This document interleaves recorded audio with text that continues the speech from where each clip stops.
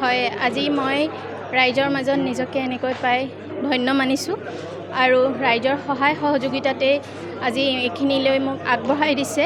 গতিকে আমি এটাই আশা ৰাখোঁ যে আমি নিৰ্বাচিত হৈ অহা সকলো ৱাৰ্ড মেম্বাৰৰ লগত সহযোগ হৈ ৰাইজৰ সহযোগিতাত আমি ৰাইজৰ বাবে যিসমূহ কাম আছে সেইসমূহ আমি যাতে সুচাৰুৰূপে পালন কৰি যাব পাৰোঁ তাকে আশা কৰিলোঁ।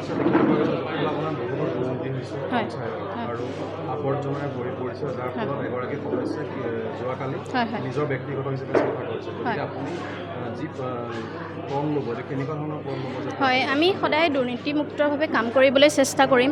যিহেতু যিসমূহ দুৰ্নীতি হৈ আছে আমি বিচাৰিম যাতে সেইসমূহ বন্ধ কৰা যায় আৰু আমি সকলোৱে মিলি যাতে দুৰ্নীতিমুক্ত পঞ্চায়তৰ কাম কাজসমূহ কৰি পেলাই ৰাইজৰ বাবে আগুৱাই লৈ যাব পাৰোঁ।